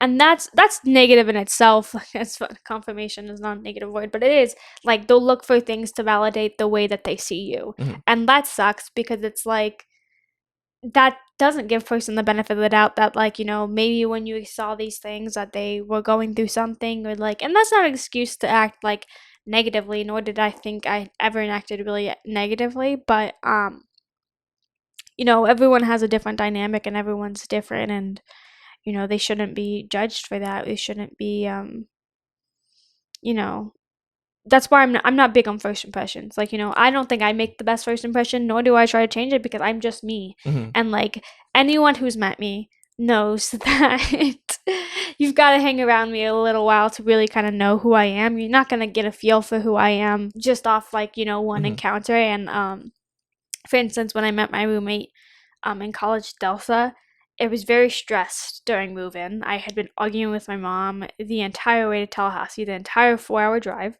and when we were unpacking, and then I was very emotional because I didn't really know how to react in the situation, so I'm like crying, and I'm stressed, and my roommate that I was going to be living with my first semester of college said hi to me. She was like, "Hi, I'm Delsa," and I didn't say anything to her. I just looked at her.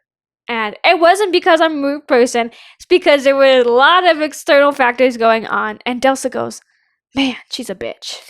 And that's what she told her mom. But her mom was like, just give her like a chance. She's just, lots going on right now. And she did. Delsa did. And like, she's one of my best friends. Like, we had the greatest year together. But if she would have judged me off that first experience, like, we would have never been Yeah. friends.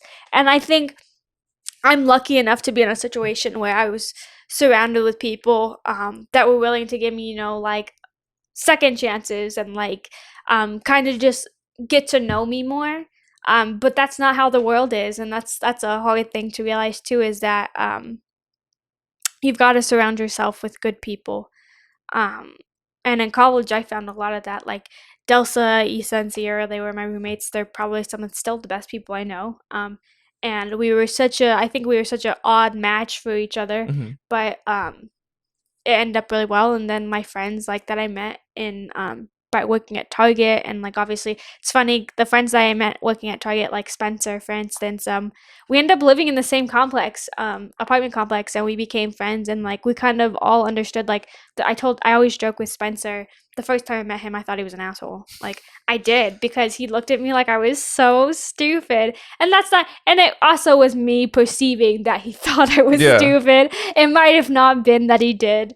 If I would have thought at that moment, the first time I met him, like, I'm never going to talk to this guy again, like, we would have never become friends. Or, like, Yeah. with Laura, too. Like, Laura, I don't even remember how we became friends, but, like, had, like, these people, like, not given me second chances, or had I not, like, really wanted to get to know them, like, we wouldn't be friends, because, like, it takes time to get to know who someone is, and also understanding, like, there's a lack of people willing to understand that people are the way they are for certain reasons. And this is like, I know for some people they say like, well, that's not an excuse to be an asshole. And like, yeah, no, it's not.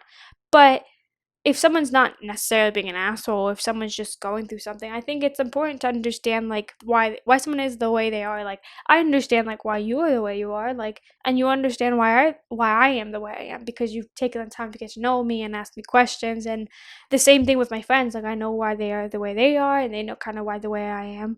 Just to tie it all back together and like kind of come to a close, I think this tangent was originally supposed to be like about vision and purpose and planning goals. What would your last piece of advice for people who are in this like kind of growth journey be, of like trying to find purpose and setting goals for to reach that purpose and vision that they have for themselves? I think one thing is writing down what your what your purpose is. Finding your purpose is one, obviously one whole thing on its own, because some Yeah. people feel like they have no purpose in life, and that's kind of a sad thing Yeah. to say.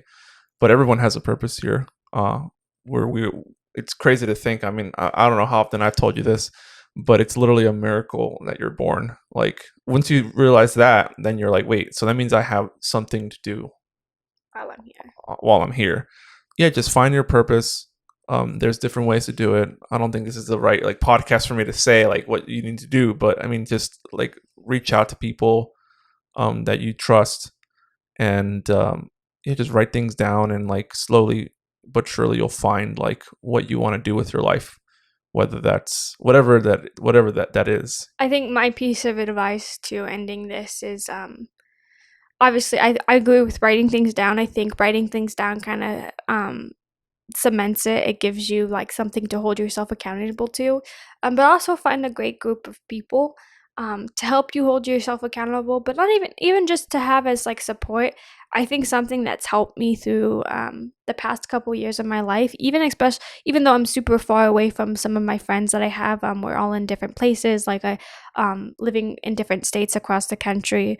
Um, is that kind of having people in your corner feels good, and like in some of my darkest times though, I've had people reach out to me saying that they were like proud of where I'm at, Hmm. and like they see what I'm doing, they see all the effort I put in, and inspires them, and kind of that like having that support group of people who are proud of you, and that you can just reach out to when you're struggling or you need some advice, that definitely helps you when it comes to finding your purpose and value in this life. And I would just say find those people and like stay close to them, whether it be people like literally around you or like your friends that are in different places. Like I make an effort to connect with the people, um, with my friends, kind of like even if not on a weekly basis, like on a monthly basis, and Yeah. see where they're at. And I think that's important in finding your purpose. And I think I think that's generally found how I found like part of my purpose is like by hanging around a good like group of people, and they kind of helped me realize what I wanted.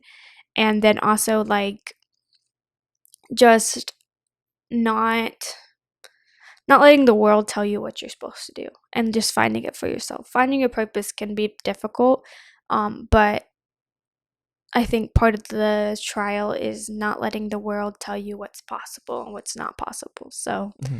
that is our pieces of advice, and think the end of our podcast today about like growth and our goals and our vision. Again, this is the first episode. It's meant to kind of go through this journey of growth, and growth encompasses a lot of things. There's a lot of things that impact our growth, so I think this is going to be a podcast that talks about a wide variety of things that impact growth, but just life in general. um and I just hope that this helps people out there who might be going through the same thing or the same experience right now, or currently going through a rough time, or just need to know that like there are other people out there experiencing the same things that they are. I know that Hmm. always helps me to know that there are other people experiencing the same things. And I just want this to be an open, raw, and genuine conversation between me and Cesar, my fiance, and just kind of our perspective and our views on some of these topics. So we're so glad if you made it to the end of our podcast. We Thank you want to guys. be posting this up on YouTube on Monday, and be streaming it on any podcast platforms on Monday as well. So you can expect new podcasts every Monday. And yeah, if you have any suggestions of what we should talk about, or something that you want to hear us talk about, feel free to let us know. We are super open. We're really excited to get this started. It's something that we've wanted to do Yeah. for a very long time.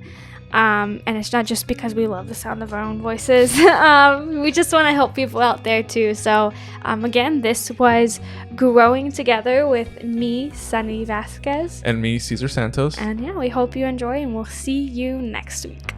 See you later.